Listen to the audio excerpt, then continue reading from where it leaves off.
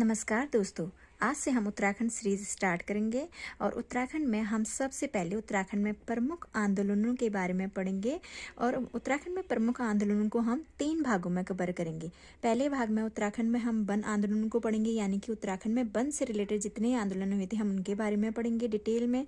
दूसरे भाग में हम पढ़ेंगे उत्तराखंड में सामाजिक सुधार आंदोलन, यानी कि समाज सुधार हेतु उत्तराखंड में जितने आंदोलन हुए थे हम उनके बारे में पढ़ेंगे दूसरे भाग में। और तीसरे भाग में हम कवर करेंगे उत्तराखंड में पृथक राज्य हेतु आंदोलन, यानी कि उत्तराखंड बनाने हेतु जितने भी विरोध आंदोलन के जहाँ पे जो आंदोलन हुए थे हम उनके बारे में एक एक करके डिटेल में पढ़ेंगे। आज हम सबसे पहले स्टार्ट करेंगे उत्तराखंड में वन आंदोलन, यानी कि उत्तराखंड में वन से रिलेटेड जितने भी आंदोलन हुए थे उनको हम एक एक करके सबके बारे में पढ़ेंगे। यानी कि रवाई घाटी हो गया, चिपको आंदोलन हो गया, डुंगी पैंतुले आंदोलन हो गया, रक्षा सूत्र आंदोलन हो गया, झपटो चीनो आंदोलन, मैती आंदोलन, इनके बारे में हम एक एक करके डिटेल में पढ़ेंगे। तो आज हम पढ़ेंगे सबसे पहले रवाई या तिलाड़ी आंदोलन के बारे में डिटेल में पढ़ेंगे। और जो ये रवाई या तिलाड़ी आंदोलन है वो कब हुआ था? 30 मई 1930 को हुआ था। यह घटित हुआ था 30 मई 1930 को घटित हुआ था। और 1982 से 30 मई को शहीद दिवस के रूप में भी मनाया जाता है उत्तराखंड में। ठीक है, तो ये जो तिलाड़ी आंदोलन था, तिलाड़ी आंदोलन कहाँ पे घटित हुआ था? तिलाड़ी आंदोलन जो है यमुना घाटी में, वर्तमान यमुना घाटी में उत्तरकाशी के बड़कोट जिला में, यानी कि जब तत्कालीन समय जब ये घटना घटित हुई थी ना, तब क्या था, ये टिहरी रियासत में शामिल था। और जो ये 1930, हमारा देश तो 1947 में आज़ाद हुआ था ना, यानी कि जो रवाई या तिलाड़ी आंदोलन है ये स्वतंत्रता से पूर्व घटित हुआ था। अब हम पढ़ेंगे आंदोलन के समय स्थिति क्या थी। ठीक है,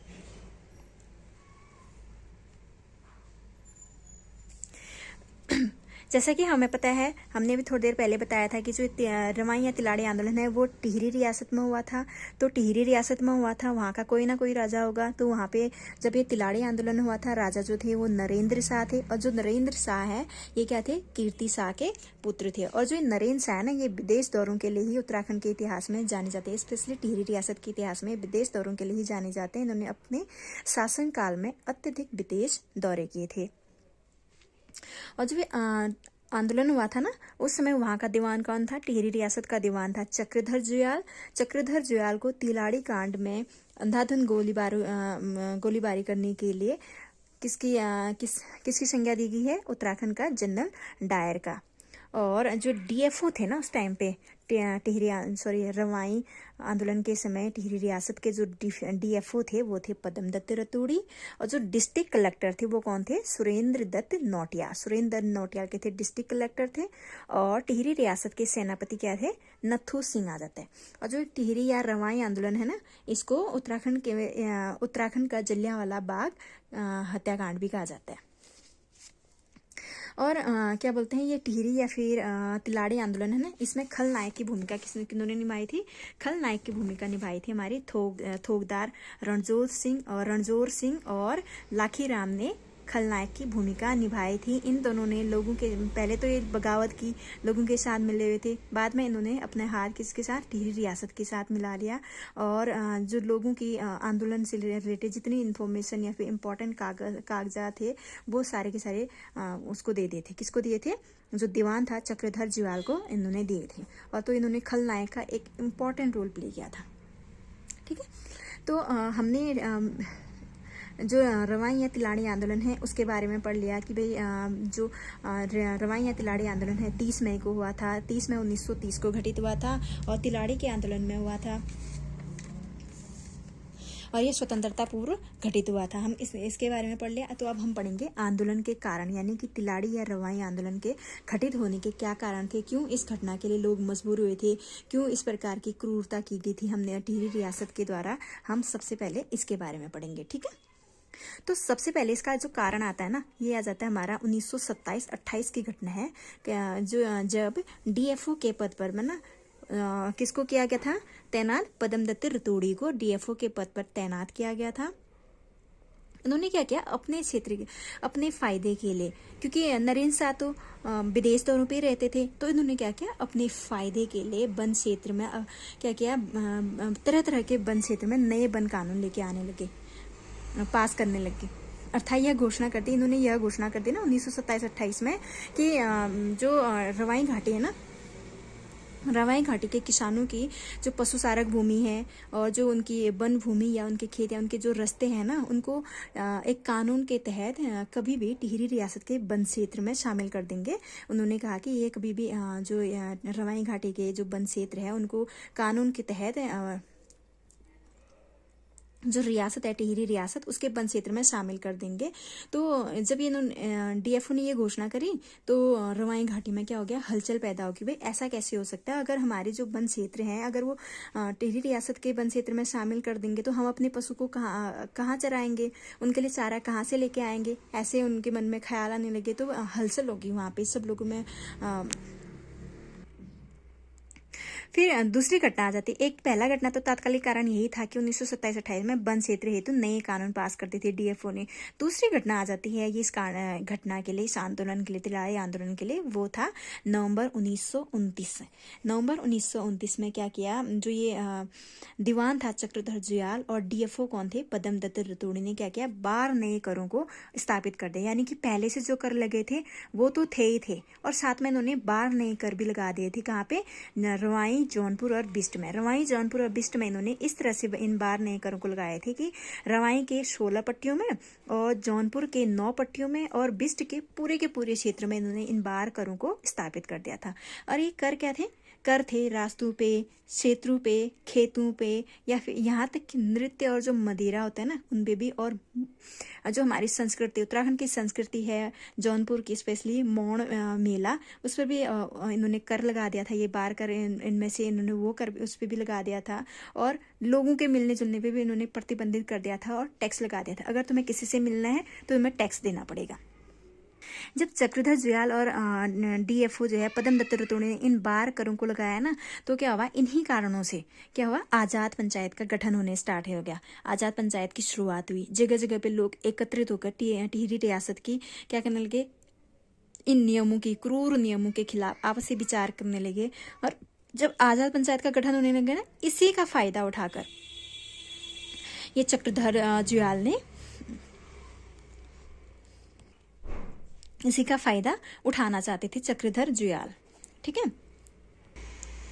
अब हम पढ़ेंगे टिहरी के आंदोलन के समय, यानी कि जो टिहरी रियासत में रवाई या तिलाड़ी कांड कब हुआ था, 30 में 1930 को। उस समय टिहरी राजा का विदेश दौरा, मतलब कि जो टिहरी राजा थे ना उनका विदेश दौरा के बारे में पढ़ेंगे। क्योंकि जो टिहरी राजा नरेंद्र शाह थे ये विदेश दौरों के लिए ही जाने जाते हैं। इनका अधिकांश समय विदेश यात्रा पर ही व्यतीत हुआ अपने शासनकाल में। तो कब आ जाती है, मार्च 1930।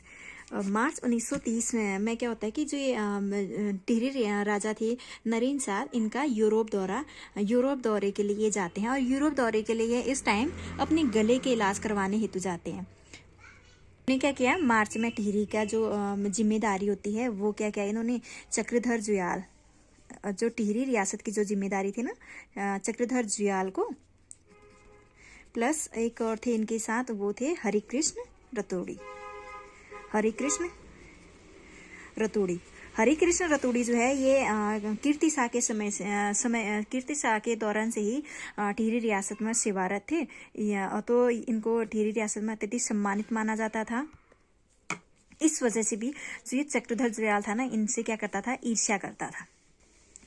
ये कीर्ति शाह के समय से थे, इनका सम्मान करते थे लोग वहाँ के। तो इनसे ये क्या करता था, चक्रधर जुयाल जो था वो हरिकृष्ण रतूड़ी से ईर्ष्या करता था। और तो इसने क्या किया, ये अवसरवादी था और ये क्या करने लग गया, षड्यंत्र रचने लग गया। ठीक है, तो मार्च 1930 में नरेंद्र शाह फिर से यूरोप दौरे में चले जाते हैं, अपने गले के इलाज के लिए जाते हैं। उसके बाद की एक घटना होती है, कौन सी होती है, फिर आ जाती है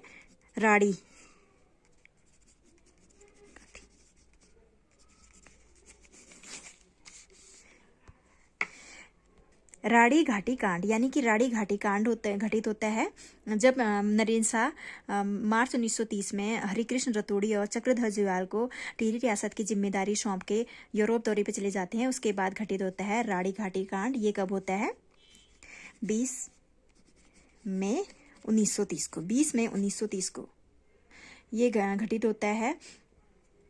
इसमें क्या था, ये भी उत्तरकाशी में होता है, वर्तमान उत्तरकाशी में। तब तो ये तात्कालिक टिहरी रियासत में ही आता था ये राड़ी घाटी भी। ये क्यों हुआ था? ये हुआ था कि लगातार लगने वाले जो टैक्स थे ना, जो ये चक्रधर जुयाल और ये पदम दत्त था ना, दोनों मिलकर जो टैक्स लगा रहे थे, इनसे तंग आकर यहाँ के लोगों ने क्या किया, मिलकर आवाज़ उठाने की कोशिश उन्हें चाहा कि भाई हम मिलकर आवाज़ उठाते हैं। तो क्या क्या डीएफओ थे ना, ये पदम दत्त रतूड़ी ने यहाँ पर जो लोग शांतिपूर्वक राड़ी घाटी में नए टैक्स से तंग आकर जब लोग मिलकर शांतिपूर्वक धरना दे रहे थे, आंदोलन कर रहे थे, तो डीएफओ ने यहाँ पर क्या किया, शांतिपूर्वक आंदोलन करना चाहते थे, उन पर गोलियां चला दी। जो लोग शांतिपूर्वक आंदोलन करना चाहते उन पर गोलियां चला दी। तो यहाँ पे क्या हुआ, 2 लोग शहीद हो गए, 2 लोग शहीद। 2 लोग शहीद हो गए। तो पूरी जो रवाई घाटी है, पूरी की पूरी रवाई घाटी में क्या हुआ, आक्रोश फैल गया कि भाई हाँ, लोग तो शांतिपूर्वक वो कर रहे थे, आंदोलन कर रहे थे, तो इन पे क्यों गोलियां चलाई डीएफओ ने। जब आक्रोशित हो गया पूरी रवाई घाटी, तो क्या भेजा गया, चक्रधर जुयाल ने कूटनीतिक के तहत हरिकृष्ण रतूड़ी को यहाँ पे भेजा गया, हरिकृष्ण रतूड़ी को। ठीक है, हरिकृष्ण रतूड़ी को यहाँ भेज दिया लोगों को शांत करने के लिए। और हरिकृष्ण रतूड़ी कीर्ति शाह के समय से ही सेवारत थे, तो यहाँ पे लोगों में क्या था, इनका सम्मान था, लोग इनका सम्मान करते थे। हरिकृष्ण रतूड़ी ने शांति भी बना ली थी, लोगों को शांत भी कर दिया था। तो अचानक क्या हुआ, एक खबर फैल गई कि रियासत अपनी सेना भेज रही है और सेना यहाँ पे कभी भी पहुंचने वाले। तो लोग क्या हो गए, आग बबूला हो जाते हैं। फिर लोगों के मन में था एक तो गोली हमारे ऊपर चलाओ, पहले बन गया गलत कानून आप लेके आओ और गोली भी हमारे ऊपर चलाओ और ऊपर से सेना भी हमारे लिए भेजो यहाँ पे, करके लोग आक्रोशित हो जाते हैं। उसके बाद क्या होता है, राड़ी कांड के बाद क्या होता है कि लोगों में आक्रोश फैल गया था, जिस कारण यह सभाएं होने लगी। और हरिकृष्ण रतूड़ी क्या करते थे, ये एक सम्मानित व्यक्ति थे, तो ये जनता को बार बार विश्वास जीत लेते थे। ठीक है, और बार बार जब लोगों के बीच सभाओं का गठन होने लग गया था, तो चक्रधर जुयाल जो है दरबार में अपना प्रभाव जमाने के उद्देश्य से क्या करता है, नैनीताल में एक पॉलिटिकल एजेंट था, मिस्टर स्टाइफ। ठीक है, मिस्टर स्टाइफ तो अपना प्रभाव जमाने के लिए दरबार में चक्रधर जुयाल जो है डीएफओ के साथ नैनीताल में मिस्टर स्टाइफ से मिलता है। और यहाँ पे रवाई घाटी के जनता की यानी कि मन गलत कहानियां बताता है कि लोग बार बार वहाँ पे आक्रमण कर रहे हैं, ये कर रहे हैं, गलत कहानी बता के मिस्टर स्टाइफ से क्या करता है, ये हमला करने की सहमति प्राप्त कर लेता है। ठीक है, सहमति। चक्रधर जुयाल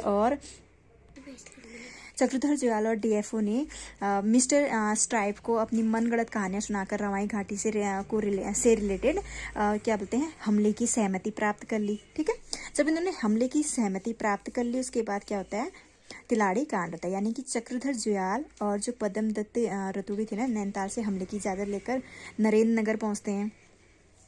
था उसी समय तिलाड़ी के लिए सेना के साथ कूच गया। इन्होंने जब सहमति प्राप्त कर ली तो सीधे तिलाड़ी कांड के लिए क्या हुआ, इन्होंने तिलाड़ी के लिए सेना के साथ कूच कर लेते हैं। फिर एक इम्पॉर्टेंट घटना होती है, कब होती है, 26 मई 1930 को। ठीक है, 26 मई 1930 को। फिर आता है 26 मई 1930 का दिन। इस दिन क्या होता है, 26 मई 1930 को चक्रधर जुयाल ने क्या करता है, भलियाना नामक स्थान पर क्या करता है, फौज की जांच करता है। कौन करता है, चक्रधर जुयाल। और उसमें से शामिल यानी कि वहाँ पे जो रवाई घाटी के थे ना, रवाई घाटी के इसमें 7 सैनिक शामिल थे, तो उनको क्या करता है, वापस भेज देता है। उसमें कौन थे, आगम सिंह आ जाता है, बखरेटी आ जाता है, जीत सिंह आ जाता है, मालचंद, सीताराम, झूम सिंह और सैपाल सिंह और लाखीराम भी रवाई घाटी का ही सैनिक था। तो इनको चक्रधर जुयाल क्या करता है, वापस भेज देता है। कब, 26 मई 1930 को। फिर आ जाता है, दूसरी घटना होती है 28 मई को। 28 मई 1930 को। 28 मई 1930 को क्या होता है, चक्रधर जुयाल की जो फौज है ना, राजगढ़ी पहुंची। कहाँ पहुंची, राजगढ़ी पहुंच जाती है। इस समय घाटी के सभी आंदोलनकारियों की वहाँ पे राजगढ़ी में क्या होती है, बैठक जो है टाटाओ गांव में होती थी। कहाँ पे हो रही है, टाटाओ। टाटाव गांव में चल रही थी। आंदोलनकारियों की जो बैठक थी टाटा गांव में चल रही थी, परंतु उनको जैसी भनक लगी कि हाँ जो रियासत है, रियासत के सैनिक यहाँ पे पहुंच गई है, उनकी जो सेना है यहाँ पहुंच गई है, तो सभी आंदोलनकारियों ने 29 मई को तिलाड़ी के शहरा यानी कि मैदान, तिलाड़ी मैदान में एकत्रित हुए। यहाँ से टाटाव गांव से वो सीधे कहाँ आ गए, तिलाड़ी मैदान यानी तिलाड़ी शेरा में आ गए। और थोकदार रणजोर सिंह ने क्या किया, इस समय आंदोलनकारियों के महत्वपूर्ण गठन के दौरान क्या किया उन्होंने, जो थोकदार रणजोर सिंह था ना, इस समय उन्होंने क्या किया, आंदोलनकारियों के जो महत्वपूर्ण कागजात थे और उसकी जो सूचना है ना, चक्रधर जुयाल यानी दीवान जो चक्रधर जुयाल थे ना, उससे दे दे, उससे जिससे क्या हुआ कि आंदोलनकारियों की जो रणनीति थी ना, उसका पता जो है किसको लग गया, चक्रधर जुयाल को जो है ये रणनीति का पता लग गया कि आंदोलनकारियों की क्या क्या रणनीति है।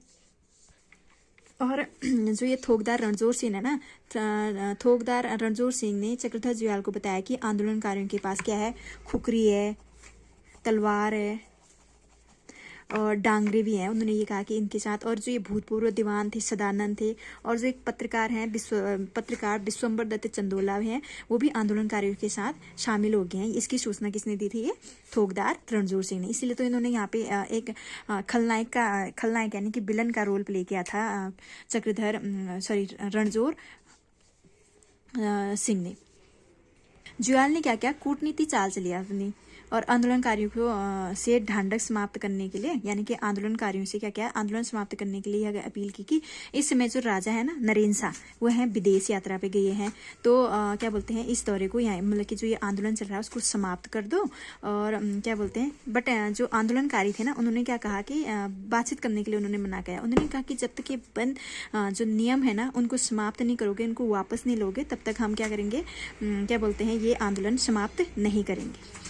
और इस समय आंदोलन के समय जो डिप्टी कलेक्टर थे वो कौन थे, सुरेंद्र दत्त नौटियाल थे। यानी कि चक्रधर जुयाल ने यह आदेश दिया कि उन अपराधियों को मैं क्या बोलते हैं पकड़ रहा हूँ, और जिन्होंने सरकारी संपत्ति को नुकसान पहुंचाया है और सुरेंद्र दत्त नौटियाल पर जानलेवा हमला किया है। यानी कि चक्रधर जुयाल ने यह आदेश दिया कि मैं उन आंदोलनकारियों को पकड़ रहा हूँ जिन्होंने क्या है सरकारी संपत्ति को एक तो सरकारी संपत्ति को नुकसान पहुंचाया है, दूसरा क्या थे, जो ये डिप्टी वो थे ना कलेक्टर थे सुरेंद्र दत्त नौटियाल, उन पर जो जानलेवा हमला किया गया था, उस कारण उन्होंने क्या किया, आदेश दिया कि मैं उन आंदोलनकारियों को पकड़ रहा हूँ। फिर आ जाते हैं 29। चक्रधर जुयाल ने कहा कि 29 मई 1930 है ना, ये 29 मई 1930 की शाम तक यहाँ के ये जो आंदोलन में जो लोग बैठे हैं, उन्होंने ये आदेश दे दिया चक्रधर जुयाल ने कि शाम तक सभी तितर बितर हो जाए। परंतु क्या होता है, 30 मई आते आते ऐसा नहीं हुआ। आंदोलन का 30 मई 1930 तक आंदोलनकारियों में क्या हो गया, जोश और बढ़ गया, जो संख्या थी ना वो और ज़्यादा आने लगी। फिर तिलाड़ी में क्या हुआ, खूनी कांड होता है 30 मई 1930 को। 30 मई 1930 को खूनी कांड होता है तिलाड़ी में मैदान में 2 बजे के आसपास। क्या होता है, टिहरी रियासत के जो सेना थी उन्होंने पोजीशन ली, जिसमें सेनाध्यक्ष कौन थे, हमारे नथु सिंह थे, और जो एक पहाड़ी पर उन्होंने पोजीशन ली, और उत्तर पूर्व की तरफ गांव जो छटंगा से लेके गांव किसना तक ना जो तिलाड़ी शेरा है उसको सेना ने घेर लिया। सेना ने वहाँ पे लगभग एक घंटे तक गोलाबारी की जिसमें अनेक लोगों की शहादत होगी। दीवान चक्रधर जुयाल था जो पॉलिटिकल एजेंट थे ना, एजेंट ने गलत रिपोर्ट बनाकर आगे भेजी तथा क्या बोलते हैं, शवों को उन्होंने क्या करते, जो लोग वहाँ पे मरे थे उनको यमुना नदी में बहा दिया। और उन्होंने रिपोर्ट में ये लिखा कि सिर्फ 20 राउंड ही फायर की। और जो घटना के प्रत्यक्षदर्शी रहे थे ना विश्वम्बर दत्त चंदोला, उन्होंने अपनी रिपोर्ट में बताया था कि 100 से अधिक लोगों के मारे जाने और 194 लोगों को गिरफ्तार की रिपोर्ट दी थी, जबकि सरकारी रिपोर्ट में क्या था, मात्र 2 व्यक्ति के ही मारे जाने की बात कही गई थी।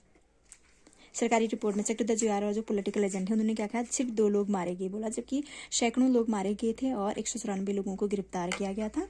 तिलाड़ी कांड में जो थोकदार थे ना रणजोर सिंह और लाखीराम ने खलनायक की भूमिका निभाई। उन्होंने लगभग ग्रामीणों को ये 198 लोगों को उन्होंने गिरफ्तार करवाया था। किन्होंने किया था, लाखीराम और रणजोर सिंह ने। उसके बाद क्या हुआ, कांड के बाद क्या होता है, ग्रामीणों का हौसला जो है पस्त नहीं होता। जो ग्रामीण होते हैं ना वो हारते नहीं, वो डरते नहीं है। जबकि चंदा डोकरी हो गया, अठूर हो गया, में हजारों की संख्या में लोग आज़ाद पंचायत से जुड़ते गए। इतिहासकारों ने ना इस घटना की तुलना जो है जलियांवाला बाग हत्याकांड से की, वह चक्रधर जुयाल को जनरल डायर से करी। ठीक है, फिर राजा की वापसी हो जाती है। राजा की वापसी कब होती है, ये होती है 7 जुलाई को। 7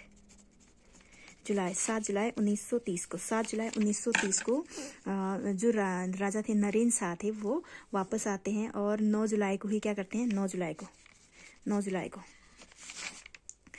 जुलाई को पॉलिटिकल एजेंट से मिला नैनीताल में। जुयाल की थी, चक्रधर जुयाल की, यानी कि कूटनीति के कारण जो है उनको कोई सजा नहीं हुई। और जो एजेंट था, पॉलिटिकल एजेंट को जो स्टोरी उन्होंने बताई थी वही स्टोरी इसने नरेंद्र शाह को बता दी।